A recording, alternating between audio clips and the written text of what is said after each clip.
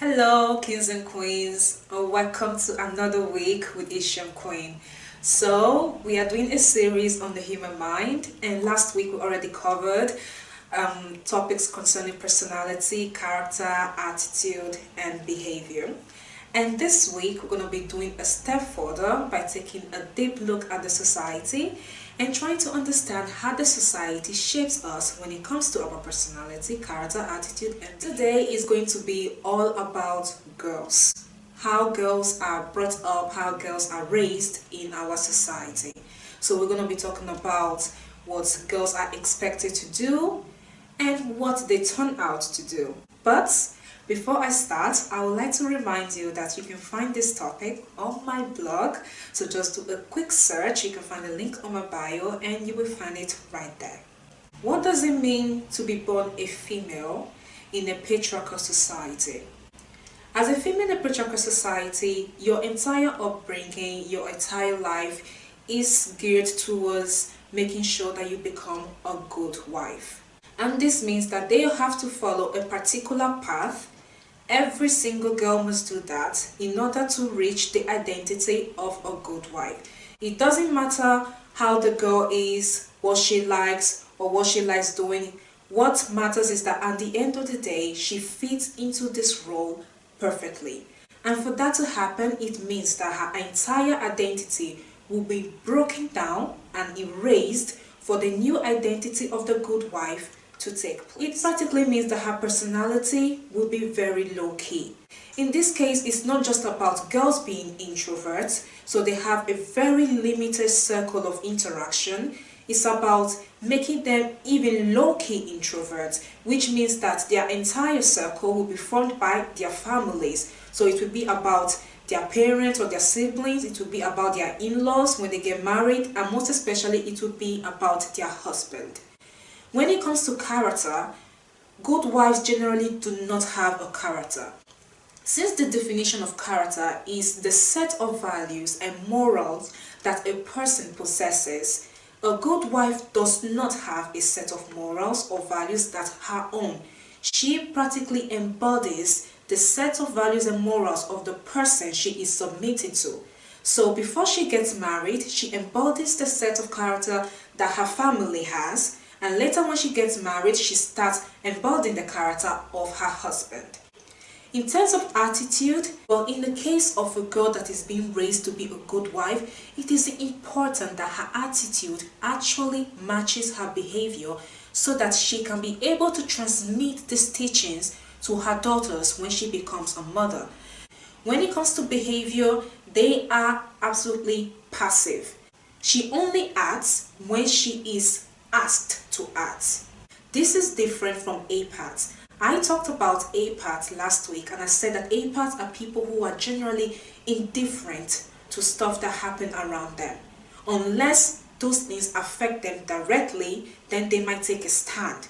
But in the case of a good wife, even if the thing affects her directly, she still wouldn't take a stand unless she is told to take a stand by the figure of authority in her life. In terms of what a girl represents, a good girl, a bad girl, or a lost girl, a good wife is a good girl. She is the ultimate result of the upbringing of a female in a patriarchal society. But human beings are not machines that you can operate in a way and they will turn out in a specific way. We are complex and we tend to work in ways that are unpredictable. So what happens is that you want to erase an identity to install another identity, but in the process you break the object you are. In terms of quantity in our society, good girls that are authentically good girls are extremely few in number. What you will get instead are girls that are either fragmented or totally broken. The girls that are fragmented, perhaps a little bit broken, are the ones that we call the bad girls.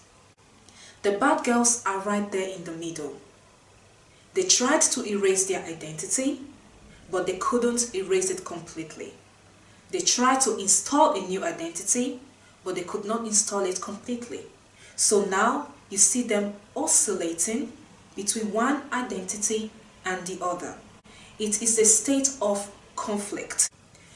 When it comes to personality of a bad girl, it is very variegated. But one thing you will never find in a bad girl is that her entire circle of interaction is all about her family. In terms of character, she usually goes from average character to high character. When it comes to attitude, well, a bad girl is generally expressive. They are the ones that their attitude usually matches their behavior.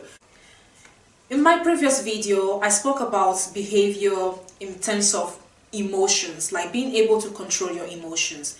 But there's another aspect of behavior that I didn't mention. That behavior is quite subjective. Behavior depends on the society you live in. There are rules in the way you should conduct yourself. So a behavior that is accepted in a particular place might be totally unacceptable in another place. But as long as your behavior does not match their requirements and what they demand from you, they are still going to say that you tend to misbehave. Lost girls are girls that are broken. Their original identity has been erased, but they did not take on the new identity of a good girl. In terms of character, they do not have a set of values and they do not have a set of morals. They are what we called immoral. There is a difference between immoral and amoral. A good girl is amoral. It means that she doesn't even have a sense of what a good thing or a bad thing is. But a lost girl knows what she wants to do. She knows she's about to do something bad, and she does it, and she feels no remorse about it. Personality-wise, she's just like any other person. She can be introverted, extroverted, ambiverted. She can be the life of the party. She can also be the girl sitting at the corner that doesn't say anything, just looking around.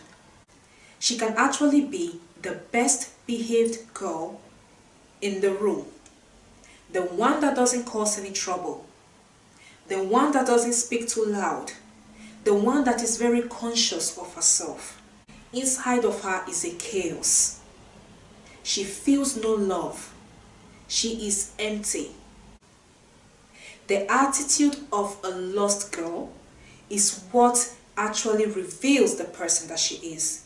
But because it's on the inside of her, you will never truly see it. So I'm going to wrap up for today. I will see you next time to discuss about boys. Bye bye.